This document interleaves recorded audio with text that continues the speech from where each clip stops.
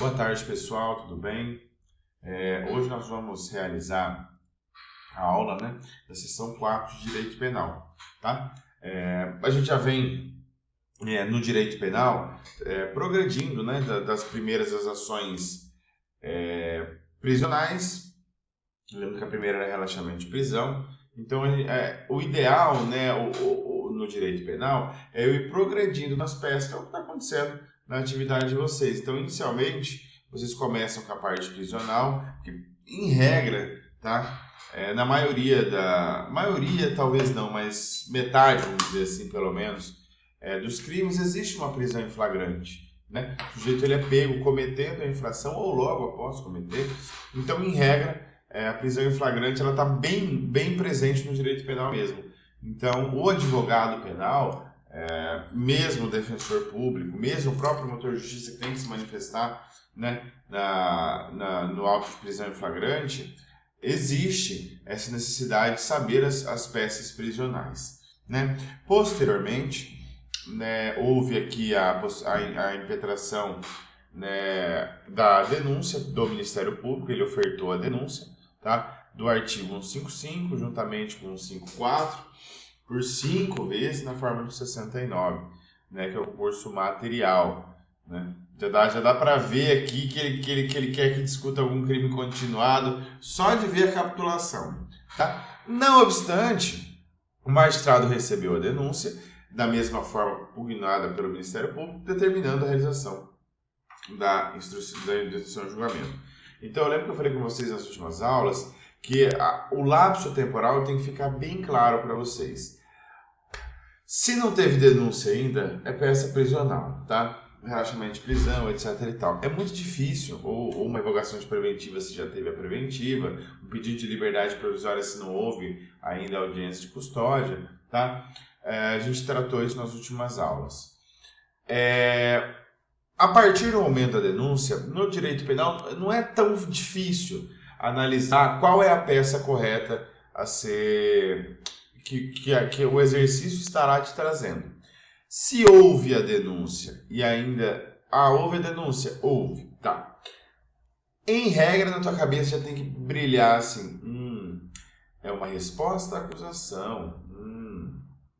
Porque a resposta à acusação é uma contestação do processo penal. Então, existe a denúncia, existe logo em seguida a resposta à acusação. Eu lembro que eu falei ainda que algumas leis específicas, por exemplo, a lei de drogas, ela não vai trazer o nome resposta à acusação. Às vezes ela troca o nome, às vezes ela troca, mas são questões de procedimentos especiais. Tá? Se, por exemplo, na tua prova da OAB cair lei de drogas, você vai ter que abrir a lei 11.343, que é a lei de drogas. Então lá você tem que se atentar também para alguns procedimentos específicos da lei. Tá? Crimes contra a administração pública, praticados por funcionário público. Alguns crimes ali tem algo específico que vai ornamentar, o procedimento, modificar um pouquinho o procedimento, tá bom? Mas, sob regra, é resposta à acusação, beleza? Beleza. Aí nós temos que o juiz, mesmo com a resposta à acusação, recebeu a denúncia e determinou a audiência de instrução e julgamento. Você pode até querer entrar com agravo, com algum recurso dessa decisão, um rese, de repente, tá? Dependendo da decisão. Sobre todo o momento do processo, eu posso impetrar o rese, mas eu vou ter que olhar lá no 581 para ver se tem cabimento ou não, tá? E lembrando que o rese é um recurso, tá? É um recurso. Então, o rese sempre tem que deixar ele de reserva. Sob regra, dificilmente pedem rese para a prova da OAB, principalmente porque raramente os advogados se utilizam de rese, que é o recurso em sentido estrito, em regra, é mais o Ministério Público que utiliza. Tá? O 581 prevalece mais as questões do Ministério Público. Tá? Mas, claro que sempre existe a oportunidade, a possibilidade de acontecer. Nessa audiência, o juiz iniciou pela oitiva do acusado. Depois ouviu as testemunhas, ou seja, o juiz marcou a audiência de instrução e julgamento. Certo.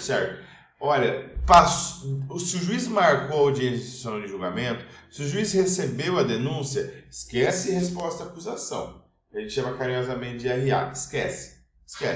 A RA, que é a resposta da acusação, ela vem depois do oferecimento da denúncia. Ofereceu a denúncia, eu tenho resposta à acusação.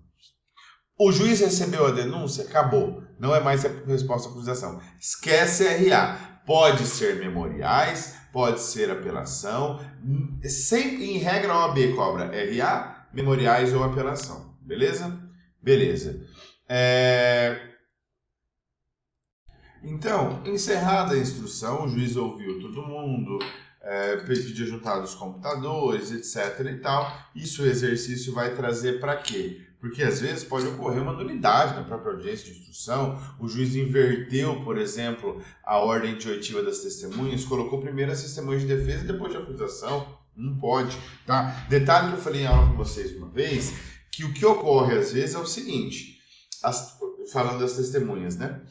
Às vezes o MP arrola 4 testemunhas e você arrola 5. Ou 3, tanto faz. A questão aqui não é o número. Tá? Mas o MP arrola uma quantidade de testemunhas e você arrola uma outra quantidade de testemunhas. Ou a mesma quantidade que faz. Das 5 do MP, 4 vão na audiência. 4 vão. As 4 falam e falta uma. Falta uma. As suas 3, 4, 5 testemunhas estão lá. Às vezes uma veio de Fátima do Sul, às vezes uma veio do Pará para participar da testemunha, da audiência, outra veio de outro lugar. Então, vamos supor que as suas testemunhas estão lá no local, estão lá na audiência, mas faltou uma do Ministério Público. O que o juiz pode fazer nesse caso? Ele pode falar, doutor, perguntar para o advogado, você concorda e nós já vamos aproveitar que as testemunhas do senhor estão aqui, vamos ouvi-las e aí a gente deixa essa última do MP para o final. Por que existe esse benefício? Primeiro o MP faz a comprovação dele e depois a defesa faz a sua defesa. Sempre a defesa responde por último no processo penal, com algumas exceções do Tribunal do Júri, algumas pequenas exceções, tá? Mas sobre regra a defesa sempre fala por último no processo penal. Então, se eu tenho o privilégio de falar por último, eu tenho que utilizar esse privilégio. Ah, mas as testemunhas vão ter que vir de novo. Venham de novo, não tem problema nenhum. Tá? Por quê? Porque se essa nova testemunha do MP trouxer fatos novos lá no final, eu não consigo mais ouvir essas testemunhas passadas. Tá? Então, doutor, o senhor concorda em ouvir as testemunhas do senhor?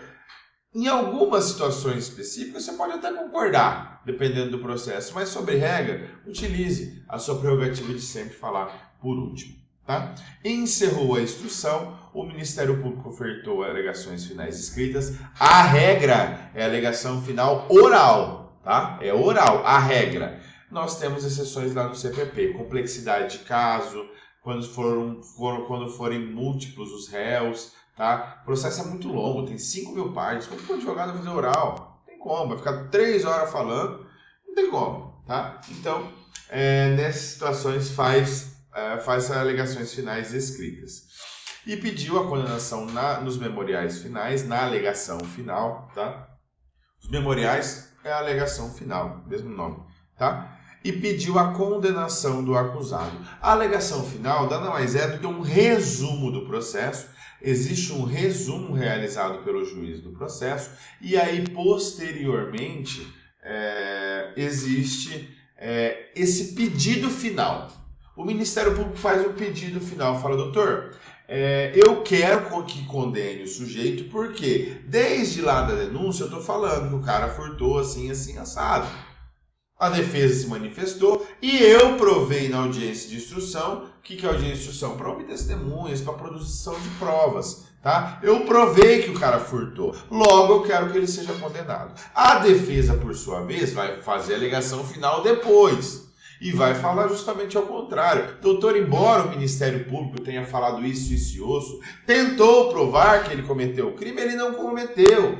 Portanto, requeiro a absolvição. Não é tão simples assim. Por quê? Porque você precisa fundamentar. Você tem que escrever o porquê, o que a testemunha falou, quais são as teses, convocar uma suposta nulidade, por exemplo. Isso você tem que fazer tudo em alegação final, tá? Tudo em alegação final, que é a última peça do processo. Depois é recurso. Tá ótimo? depois é recurso. Então, teve audiência de instrução e julgamento? Batata, é memoriais. É alegação final, amigo. Agora, se já teve sentença, aí eu vou recorrer. Aí é sede recursal. Aí é apelação, aí pode ser um embargo de declaração. Tá ótimo? Agora, teve instrução e julgamento, já pensa, memoriais. Se não tiver sentença, memoriais. Se não tiver sentença, memoriais.